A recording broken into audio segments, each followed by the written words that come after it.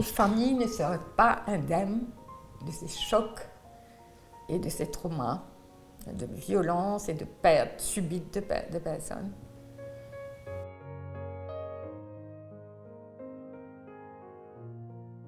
On a accepté Kozaou pour une raison principale. C'est pour un hommage à Mlle Lagesse, qui se l'amour pas fini en vain. Qui ça permet nous, après l'enquête, après le résultat, après l'appel, etc., change le système de l'investigation à Maurice. Pendant 24 ans, bientôt 24 ans, oui, et à juste titre, parce que c'est le système, on m'a dit, vous n'êtes pas une partie, vous n'êtes pas une partie, vous n'êtes pas une partie dedans. C'est pas comme en France où on peut être partie civile. Donc, on a, j'en ai déjà exprimé dessus, on a un statut qui est difficile à cerner. Pas la poursuite, on n'est pas la défense. Donc, je pense qu'il faudrait peut-être clarifier ou donner un petit peu plus d'espace à la contribution des familles de victimes dans ce cas d'affaires où on essaye d'élucider un problème. Mais le système juridique de l'île Maurice, à ce jour, c'est comme ça. Est-ce que vous pouvez parler? Est-ce que vous pouvez aller voir si le DPP ou le bureau du DPP nous reçoit? Est-ce que ça va être mal pris? Enfin, c'est pas le but. Le but, je pense que les familles des victimes sont quand même les moteurs derrière. Elles sont les touchées, les plus concernées, et qu'elles auraient besoin un petit peu plus de contact. Je vous parle de ça depuis 20 ans.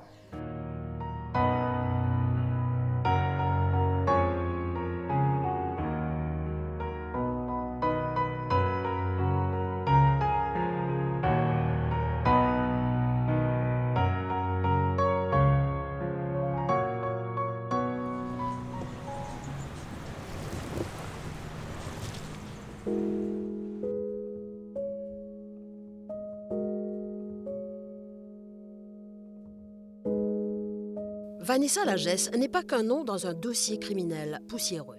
Elle était fille, amie, femme, tati. Depuis la mort de sa petite sœur, la vie d'Anne a changé à tout jamais. Aujourd'hui encore, elle ne peut en parler sans que les émotions ne la submergent. Comme je dis toujours, Vanessa était tout ce que je ne suis pas. C'est une jolie femme, elle était douée pour plein de choses, dans le textile, dans la décoration. Elle aimait les pigeons, pas les trucs, mais la création. Elle aimait créer. Aussi l'aménagement intérieur, elle avait très très très très bon goût. C'était une personne qui était bonne, qui était généreuse, avec tous ses petits cousins, ses petits neveux. Je ne sais pas, elle avait beaucoup de qualités. Probablement des défauts aussi, un peu têtu peut-être, oui, parce que ça oui, mais donc on est relativement proches, mais tout en âge, mais vraiment assez différentes au niveau de la caractère, de la personnalité. Fougueuse, Ah oui, un peu plus fougueuse, un peu plus daring que moi. Non, certainement. Elle aimait les gens, Vanessa. Elle aimait beaucoup les personnes. Des étrangers, des Mauriciens, la famille, c'était une personne qui était très, très ouverte, on va dire, très ouverte. L'affaire du meurtre de Vanessa Lagesse demeure l'une des plus mystérieuses et médiatisées du pays. Elle a été marquée par des disparitions, des décès et des révélations troublantes. Certaines personnalités, directement ou indirectement liées à ce dossier, ont particulièrement retenu l'attention. Ici, mon chagrin gêne madame à la fleur de l'âge.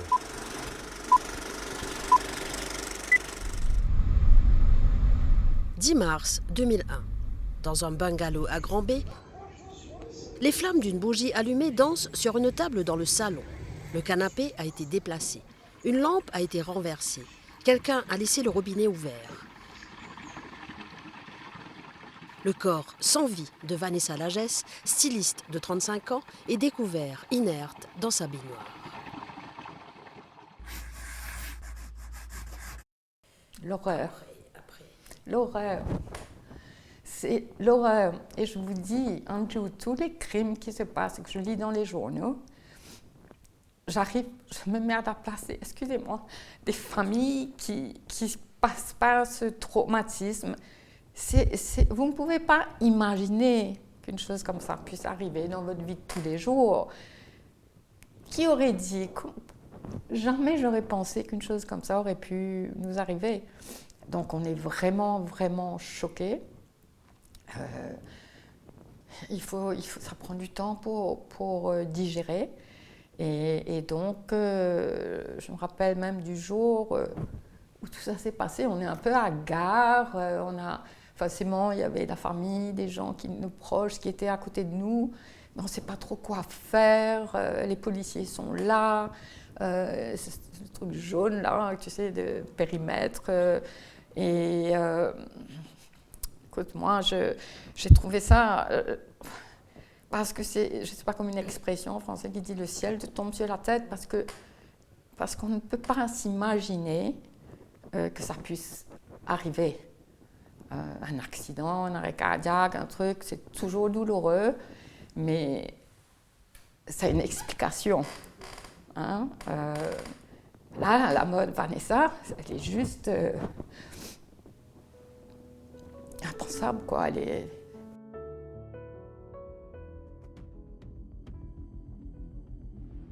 Très vite, un parfum de drame s'installe. Vanessa a été battue, étranglée. Elle n'est pas tombée, elle a été tuée, froidement. Mon corps appelle, moi, avec une femme dans la cuisine, puis cuit. Il y a une call d'un médecin qui dit à sa cousine, sa camarade et sa cliente, il m'a noyé dans la baignoire et il m'a suicidé. C'était sa première parole qu'il dit à moi. Il m'a dit, docteur, là, ben, si vous trouvez tout ça rien arrivé, vous me conseillez, téléphone de la police. Et là, cette histoire-là est un peu drôle. Plus tard, il rappelle mon médecin là, et il dit à moi, la police là.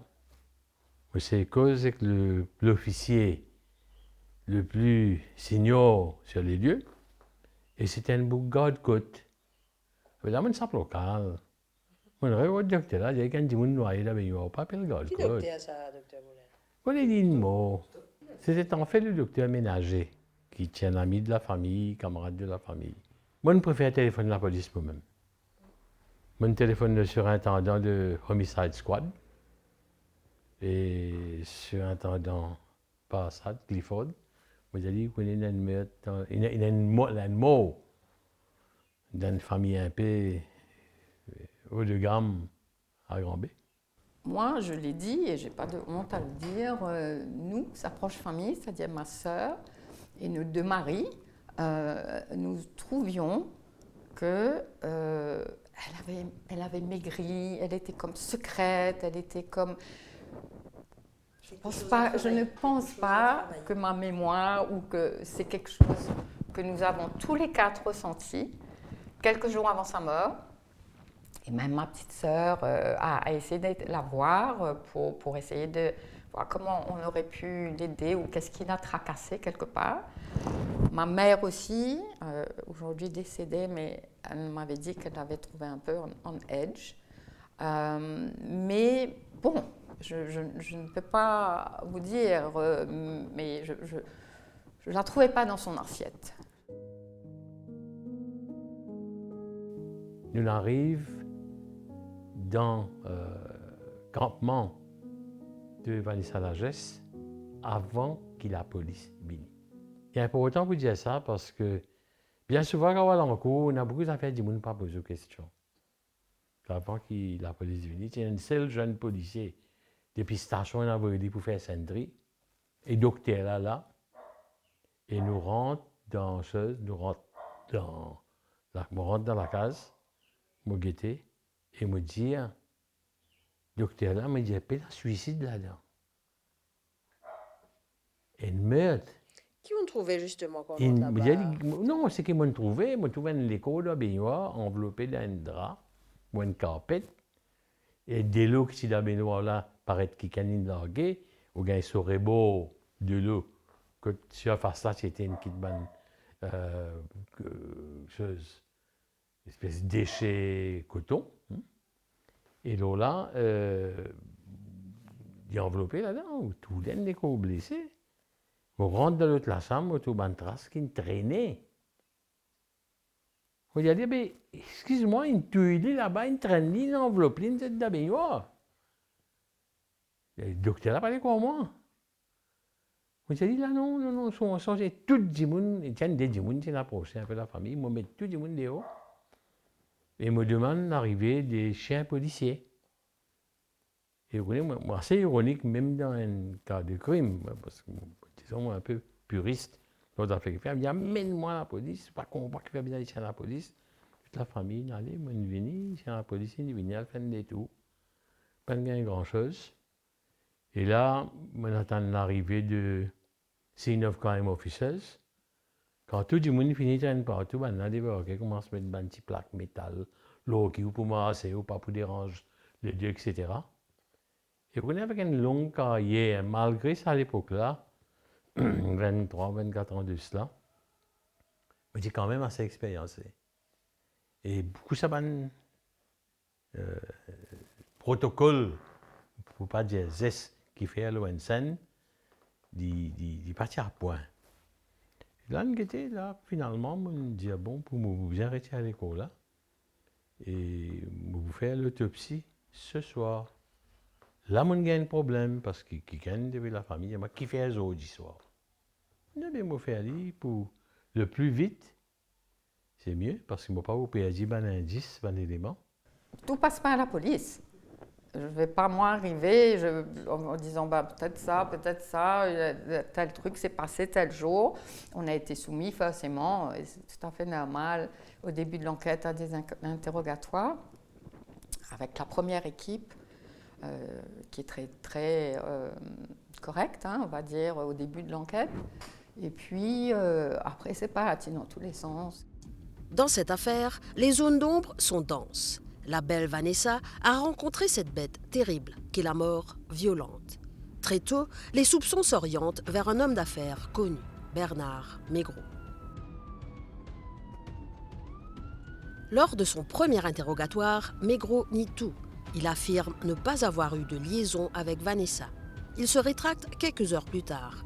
Il admet avoir eu des relations intimes avec elle dans son bungalow le 6 mars, quelques jours seulement avant le meurtre. L'alibi de Bernard Maigreau pour le soir du 10 mars, il était chez son amie d'enfance, Martine Desmarais, jusqu'à minuit 30, puis avec son épouse Isabelle Maigreau jusqu'au matin.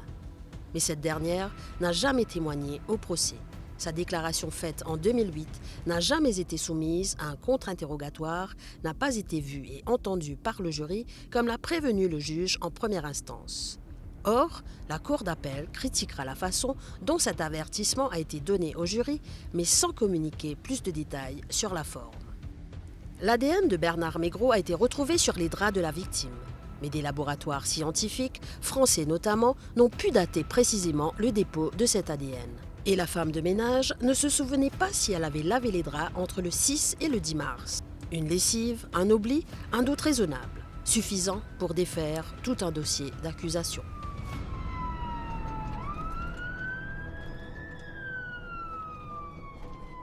Le principal constat, il commence sur les lieux du crime.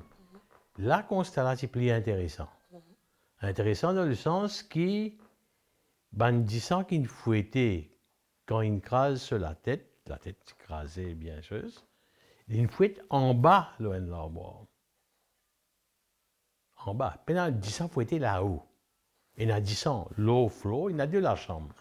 Un genre de chambre à coucher, un salon salle à manger, et ou bien sortir dans la chambre à coucher, rentrer dans le salon salle à manger, tourner par la toilette, salle de bain.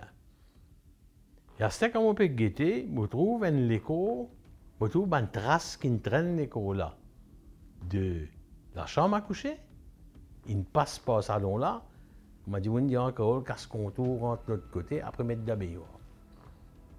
Et mais ça m'a coûte mon pensée. Et mon co pensée. C'est un droit qui m'a là. Il n'est pas important pour moi qui dit dans la cour qui pas dire. Un droit qui m'a là, qui la tête là, une pilée, l'eau ça flot ici là, et dit ça là une fouette dans le bol en moi. Il n'est pas qu'on va dire une tuile là, il n'est pas dans rien. Et quand je regarde l'école là, là pas encore tiré, je trouve une marque d'étranglement dans ce coup. Et pour étranglement, il est assez facile des fois à trouver. Parce que si vous pouvez étrangler quelqu'un, la corde là horizontale dans les coups. Il n'y a pas comme une pendule qui est oblique, hein, il est aussi simple. Ah ben là, quand on peut faire ça, on trouve une pilée, c'était pour dire 10 fois tout le temps. Ou pas piler une fois, ça a bien pile des fois au moins. Dans le sens que quand on pile une fois l'écrasé, quand on pile des fois 10 fois été. Aucune confrontation, aucun suivi. Des noms chuchotés, jamais révélés au tribunal. Des personnes potentiellement présentes sur les lieux que la police dit ne pas avoir identifiés. Façon que vous calculez l'heure du décès. C'est une attente par le rigor mortis, l'écho, régi, l'écho, dérégi, etc. C'est une façon. Une autre façon, c'est température l'écho.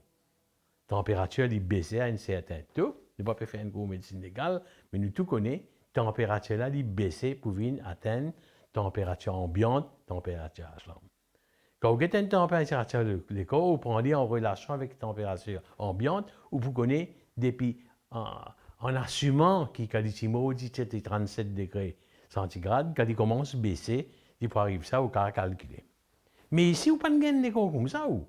Vous avez l'écho qui sortit de la baignoire, quand c'est de l'eau, et quand de l'eau, l'écho là est sujet à beaucoup de température. Donc, on n'est plus capable de raisonner la température. Et quand on gagne l'écho là dans l'eau frais, le rigor mortis, rigidité cadavérique du corps, il varie. Il varie d'un salaire, il larguait, d'un fraisseur, il plus dur. Mais en coin de coup, c'était en coin de coup, peine perdue là-dedans. C'est bizarre, c'est une autre méthode pour capable. Et vous voyez, je pas Google, moi. On va dire pour qu'on connaît qui méthode pour servir. Donc, une méthode qui éventuellement m'a servi, et moi, j'ai servi même méthode de Seychelles dans la monsieur en Montelène, et c'est servi le contenu de l'estomac. Alors, c'est avec le contenu de l'estomac, je ne vais pas faire exprès, hein, mais quand je fais une autopsie, s'il y a un crime suspecté, je prends tout l'échantillon. Bizin, pas bizin, je prends. Et de cette manière-là, je finis par contenu l'estomac aussi. Je ne vais pas faire calcul servili, en fait. Quand je gagne un rapport,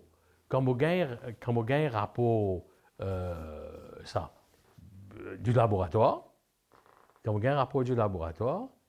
et le rapport là mettait un rapport indépendant de moi qui dit qu'il a mangé qui n'est pas digéré. La chose est plutôt facile.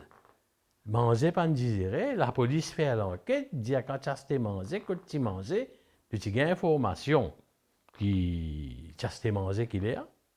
Là, moi, je fais une assumption quand il prend manger grand B, il la case, manger, et avec ça manger là, sur l'état de digestion, il au moins il est à la mort, et moi pas qu'à avec si elle est à la mort. Si je mets du matin, elle est à la mort, je vais mettre une zone, un range, minuit à 2 heures. C'est comme ça qu'elle est à la mort fin d'entrée. Un autre élément de l'affaire interpelle les proches. Plusieurs pistes n'ont jamais été explorées. D'autres empreintes, d'autres ADN ont été retrouvés. D'autres témoins n'ont pas été interrogés. Autour de Vanessa, plusieurs amis ont été entendus, d'autres écartés de la liste des suspects. Un Allemand, un certain Gunther, entendu brièvement, a ensuite disparu des radars.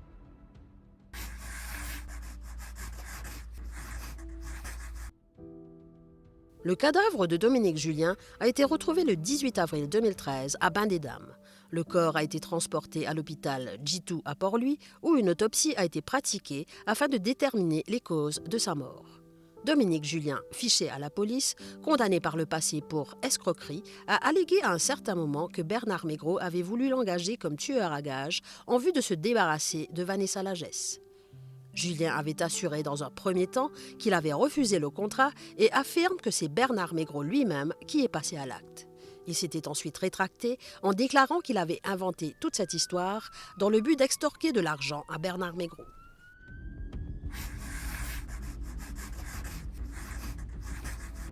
Alors inspecteur principal de la Major Crimes Investigation Team, Prem Radwa a été sommé peu de temps après le démarrage de l'enquête de prendre le dossier en main. Il a été critiqué pour ses méthodes, notamment durant l'interrogatoire controversé de Bernard Maigreau, qui alléguera plus tard avoir été torturé pour passer aux aveux. Radwa est mort d'une crise cardiaque lors d'un voyage en Afrique du Sud, peu après des avancées de l'enquête.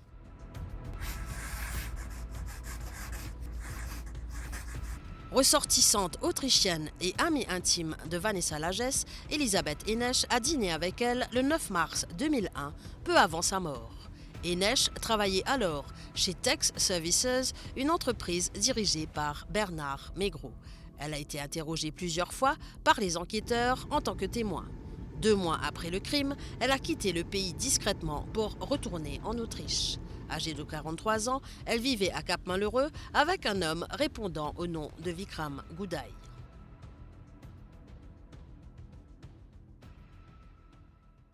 Je sais seulement, comme vous avez lu, je sais seulement que Elisabeth Enesch était une amie de Vanessa, que personnellement je n'ai jamais rencontrée et que je ne connais pas.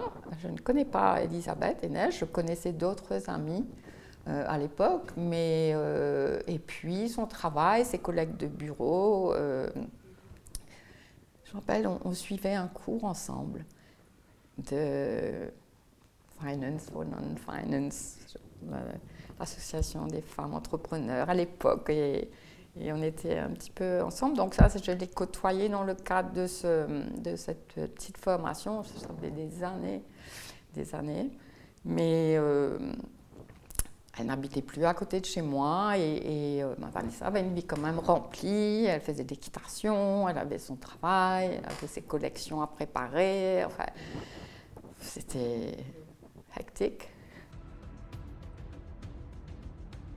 Skipper de profession et compagnon d'Elisabeth Enesch, Vikram Goudaï est la première personne interpellée par la police. Ses déclarations évoluent au fil de ses interrogatoires, semant le doute sur ses allées et venues. Le 9 septembre 2001, soit 6 mois après le meurtre, il perd la vie dans un accident de la route à quelques centaines de mètres de la maison de Vanessa. Son véhicule heurte un autobus à Péribert. Si les autorités parlent d'un accident, cette disparition subite reste entourée de mystères et alimente les spéculations. Il y a des circonstances qui n'arrivaient après, des éléments qui n'arrivaient après qui vous gagnez un peu. Enfin, moi-même, pire. Qui est Ah ben, tout le monde, sauf moi, non, à peu près. Goudaï là aussi. Ça, Goudaï là reste, la mort de Goudaï reste dans la gorge, ça aussi. Moitié de Garden Weekend. Vous connaissez quoi de Garden Weekend? Du monde, ça commence depuis vendredi, samedi, dimanche, tout pour même ça. Arrive samedi matin, vers 11h, un journaliste téléphone moi d'un hebdomadaire, encore 5 plus, je me rappelle. Il dit, docteur, comment Goudaï est mort? Moi, je suis au courant. Mais il est mort? Moi, même tu examines, dis donc, qu'est-ce que Vanessa Lagesse? Je me dis, oui. Comment Goudaï est mort?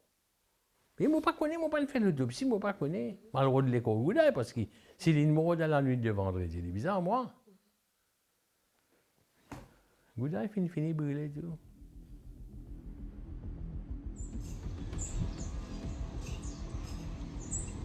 Parmi les ombres de cette nuit du 9 au 10 mars 2001, hormis celle d'Elisabeth Enesch, une jeune femme se détache, Myriam Gendrzok, une ressortissante allemande de 26 ans qui logeait non loin du bungalow de Vanessa. Elle affirme avoir regagné sa chambre vers minuit 40 accompagnée de 2 amis, Annick et Gunther. Mais leur nom, cité dans sa déposition, ne semble jamais avoir été creusé. Le jardinier de Vanessa Lagesse, Jairaz Soukar, a d'ailleurs révélé en cours qu'il avait vu un missier allemand dans la cour le matin du 10 mars 2001. L'homme lui a alors demandé de le suivre jusque la porte de derrière, par laquelle il est entré avant de découvrir, peu après, le corps sans vie de Vanessa Lagesse. L'Allemand, dit-il, a touché la tête de la victime et ils ont compris qu'elle était morte. Ils sont ensuite sortis pour avertir les proches de la défunte. Une trace de chaussure de taille 37 avait été retrouvée dans le bungalow de Vanessa Lagesse. Le caporal Hansley avait alors saisi plusieurs paires remises par plusieurs personnes. Mais les investigations n'ont jamais permis d'établir le moindre lien entre ces souliers et les empreintes laissées sur les lieux du drame. Un indice peut-être décisif que l'enquête semble avoir laissé sur le pas de la porte. On examine le flot et on trouve trace un pas dedans. Mais là, vous connaissez un petit problème. Un pas d'homme, un pas de femme. Pour moi, il n'y a un pas de femme. Mais seulement, moi, vous connaissez le problème à Maurice, dans nos fonctions. Vous êtes supposé faire l'autopsie d'une cause de la mort. Ce n'est pas bien au conseil. Et parce qu'il y a trop beaucoup d'acteurs. Moi, un acteur, laboratoire médico-légal, un autre acteur, et la police, un autre acteur. La police, il y a un autre cinéma encore, CID régional, après on a central CID, et à l'époque-là, il y a une épidémie d'enquêteurs. FERA doit pour rentrer éventuellement, MCIT pour rentrer, central pour rentrer. Vous connaissez aujourd'hui, avec le recul, 23 ou 24 ans après, moi, je pensais que si je tiens l'expérience qui m'a c'était là. Avec un peu de courage, je vais mettre presque tout le monde dehors et choisir mon propre enquêteur. Mon propre échantillon. Et là, vous avez un choc. Moi, vous voyez ça pour ADN? Jamais je n'ai un résultat ADN. Le laboratoire regarde ça, c'est qu'est-ce qu'il donne enquêteur, pas enquêteur, car ils n'ont pas gagné. La tragédie du médecin légiste mauricien. Le diaou, je fais au rappel aux docteurs, faire l'autopsie, donne la cause du décès, dire qu'il est une mort, l'enquête quitte pour nous. Mon souhait, c'est de faire la vérité, de pouvoir trouver, et puis que si, par ailleurs, faire en sorte peut-être que le système s'améliore. Ok, Quand vous parlez de système. Le système policier et judiciaire, les deux, pour éviter que ce genre de situation ne se reproduise. Au total, près de 80 témoins ont été entendus depuis le début de cette affaire. Dans ce dossier aux multiples enchevêtrements, il convient aussi de revenir sur les dates clés au niveau juridique. Bernard Maigreau avait été arrêté une première fois en mars 2001, peu après le meurtre, mais relâché faute de preuves. En mars 2007, il est de nouveau interpellé après que l'ADN trouvé sur les lieux du crime, préservé depuis 2001, a été identifié comme étant le sien grâce au progrès de la science. Il est formellement inculpé pour meurtre cette fois et après quelques mois en détention préventive, il est libéré sous caution en juillet 2007 en attendant le procès.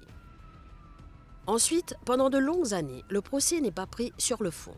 Le dossier reste bloqué dans les procédures préliminaires devant la Cour suprême relatives à la légalité de l'interrogatoire, à la validité des preuves et à des questions constitutionnelles. La défense invoque notamment la violation des droits de l'accusé, contestant le traitement subi par Maigreau lors de sa garde à vue. Le procès est ainsi constamment reporté en raison des démarches judiciaires, de la défense et la complexité du dossier. En mai 2008, le gouvernement mauricien demande à la France d'envoyer une équipe de police scientifique spécialisée pour relancer l'enquête. L'objectif était de bénéficier des moyens techniques plus avancés des Français, notamment en matière de recherche ADN, d'analyse de traces et de reconstitution des faits. Une équipe de l'Institut de recherche criminelle de la Gendarmerie nationale a été dépêchée à Maurice. Ces experts ont réexaminé les éléments matériels, notamment les traces biologiques, les empreintes, les scellés et l'état de la scène de crime. L'objectif était clair, essayer d'obtenir des éléments nouveaux grâce à des techniques plus avancées que celles disponibles en 2001. Un profil ADN masculin, inconnu, retrouvé dans les scellés d'origine, sera des années plus tard identifié comme étant celui d'un homme ayant travaillé sur la propriété de Vanessa Lagesse. La poursuite décide de rouvrir l'affaire à la lumière de nouvelles preuves scientifiques qui ont révélé la présence de cellules épithéliales et de traces de sang attribuées à Bernard Maigreau sur les draps et le linge de la victime. Bernard Maigreau est renvoyé devant les assises pour homicide volontaire, ce qui aboutira des années plus tard au procès de 2024. Le procès se tient devant un jury populaire et est présidé par le juge Letchwe Parsad Ojayeb. Le 27 juin 2024, Bernard Maigreau est reconnu coupable d'homicide volontaire par le jury. Il est placé en détention immédiatement après le verdict.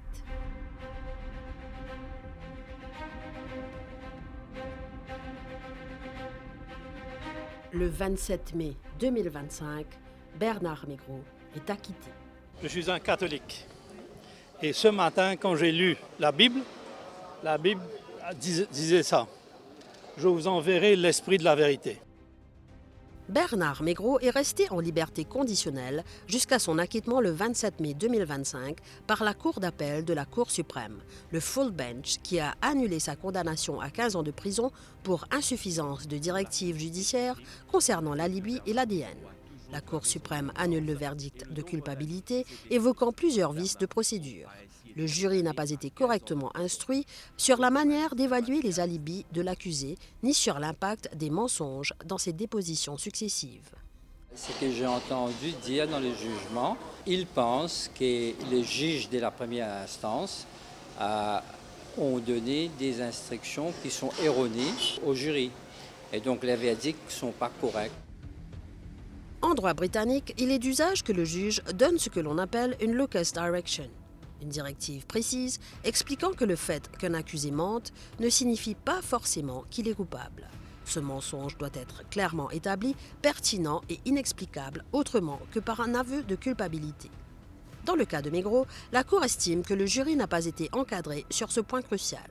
Le changement de version de Bernard Maigreau, d'abord un déni total, puis un aveu de liaison, aurait dû faire l'objet d'une analyse juridique rigoureuse. L'absence de cette locus direction constitue un défaut majeur du procès. On va examiner les jugements. Il y a eu énormément de... On sait, c'est pas... On sait qu'il y a eu des lacunes, qu'il y a eu des personnes qui ont repris le dossier, les équipes ont changé, des personnes sont parties. Je pense qu'on aurait pu mieux faire, probablement. On est toujours wise after the event, comme on dit. Et ça a créé cette espèce de panique. Je ne sais pas pourquoi. C'est vrai que c'est très rare dans la communauté franco-mauricienne que ce type de crime arrive. Donc, est-ce que c'est ça qui a créé? Je ne sais pas. C'était juste pas facile. 16 juin 2025.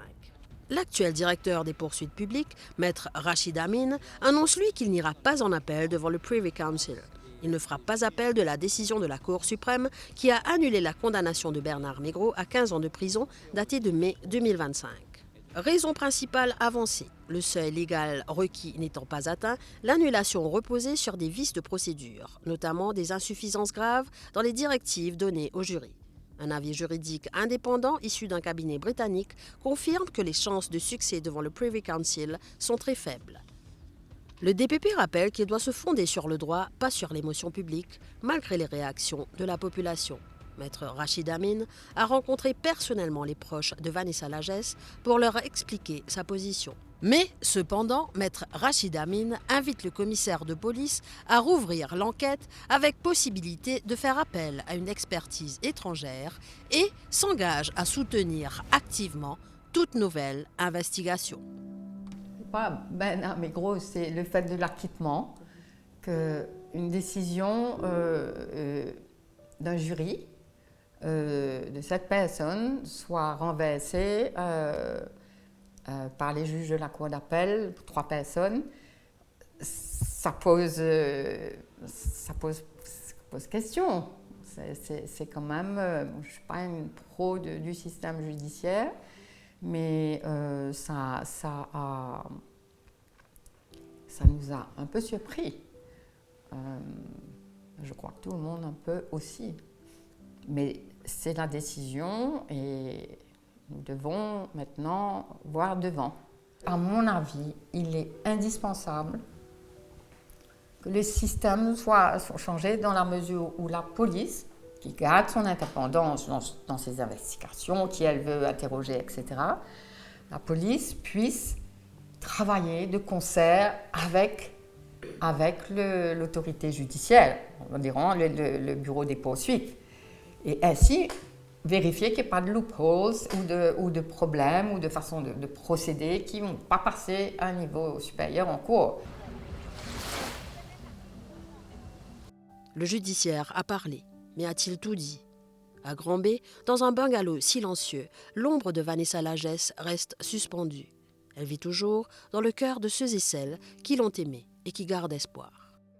Je garde espérance, je garde l'espoir.